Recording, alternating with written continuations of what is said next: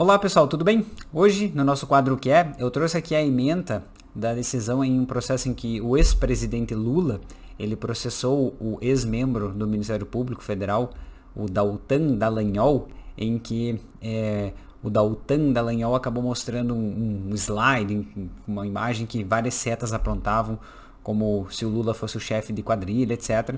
E aí eu trouxe aqui os pontos mais importantes para a gente dar uma olhadinha. Então, vamos nessa! Então nós temos aqui a ação de indenização Lula versus Deltan Dallagnol. Então o caso do PowerPoint lá que ficou famoso. Então nós temos o seguinte aqui, ó, as partes mais importantes, né, do julgado foi o que eu trouxe aqui pra gente. Então eu vou lendo aqui e fazendo os comentários pertinentes.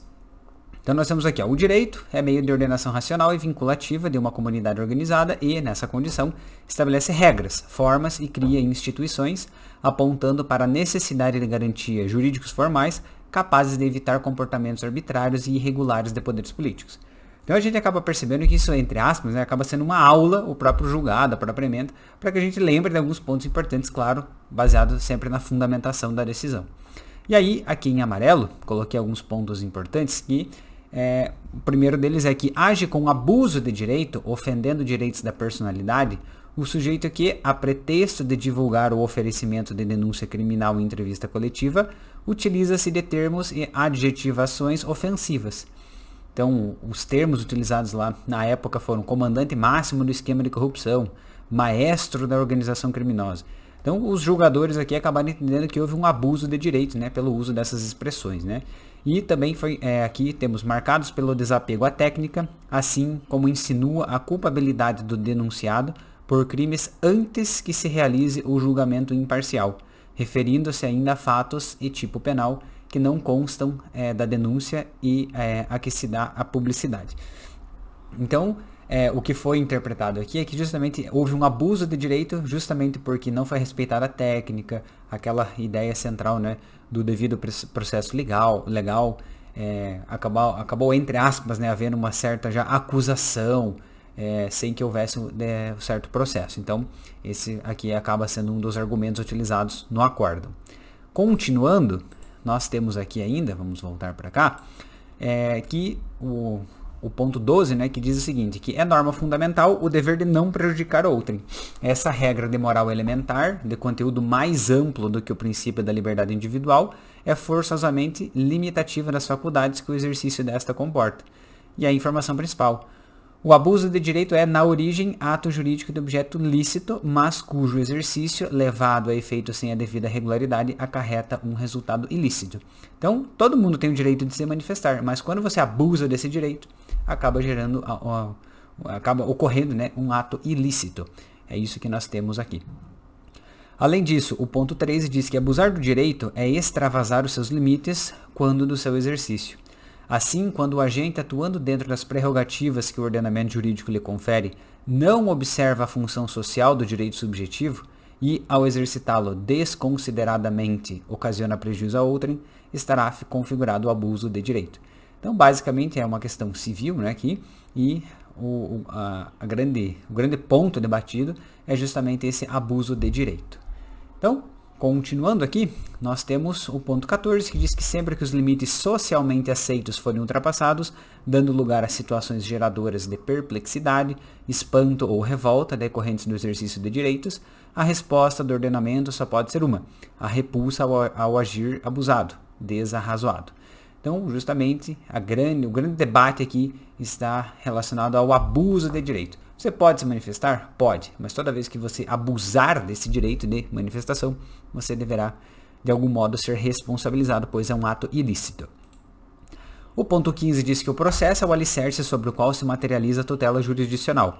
E nessa linha, o processo penal se revela como plataforma capaz de garantir segurança jurídica na apuração de um tipo criminal, apto à concretização das garantias e dos direitos fundamentais, sem se desviar de fundamentos éticos, trabalhando pela preponderância intensificada dos princípios do devido processo legal, contraditório e ampla defesa.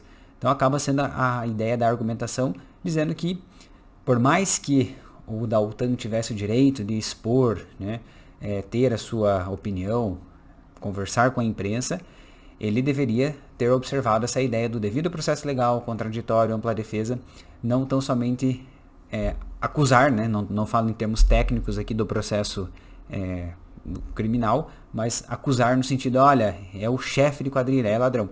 Por mais que ele tenha o direito de ter essa opinião, ele não pode abusar desse direito.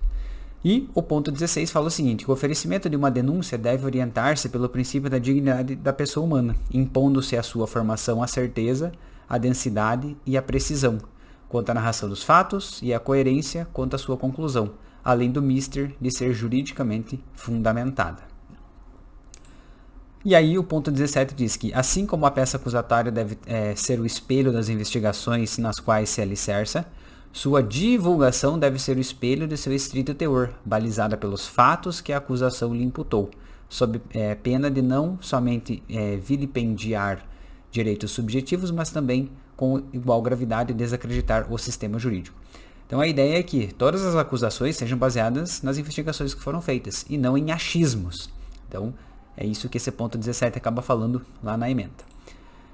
O ponto 18 diz que para a fixação definitiva da indenização, ajustando-se às circunstâncias particulares do caso, considera-se a gravidade do fato, ofensa à honra e reputação da vítima, o ex-presidente, né, com base em imputações da prática de crime que não foram objeto da denúncia e em qualificações não técnicas.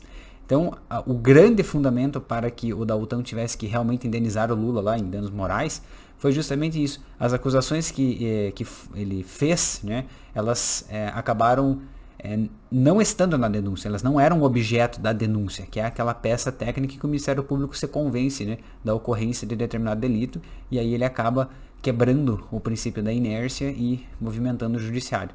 Então, nesse caso, os crimes eles não eram objeto da denúncia, então quando o Deltan falou a respeito deles, e as qualificações que foram feitas eram qualificações não técnicas, então é por isso que o tribunal aqui acabou entendendo que houve essa violação, né, ao direito que o ex-presidente Lula tinha, justamente o abuso de direito, o abuso da manifestação por parte do Deltan.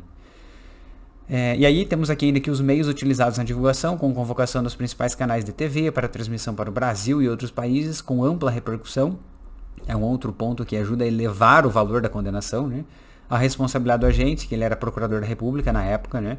Então ele é capaz, tecnicamente, de identificar os termos utilizados em seu discurso, então ele sabia o que ele estava falando, ele não era alguém leigo que não sabia, né, os termos técnicos e como funciona o processo.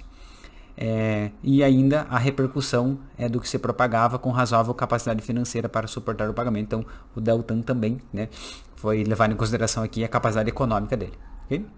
Além disso, nós temos aqui o último ponto, que diz o seguinte, que o recurso especial ele foi parcialmente provido para condenar o recorrido, que nesse caso era o Deltan, ao pagamento da indenização de R$75 mil ao ex-presidente Lula, justamente pelo abuso de direito. Muito bem, pessoal, eu agradeço a todos pela atenção aqui, peço o seu curtir, deixe o seu comentário também, o que vocês acharam disso. A ideia não é ter uma opinião política, mas tão somente técnica, o que aconteceu, o que ocorreu, e aí, claro, de algum modo, a gente possa, claro, aprender coisas importantes aqui, o que é o abuso do direito. Você pode se manifestar? Sim, óbvio, mas nunca com abuso, ok? Então, deixe o seu curtir aqui e vejo todos nos outros vídeos aqui do nosso canal, tá bom? Valeu, até mais!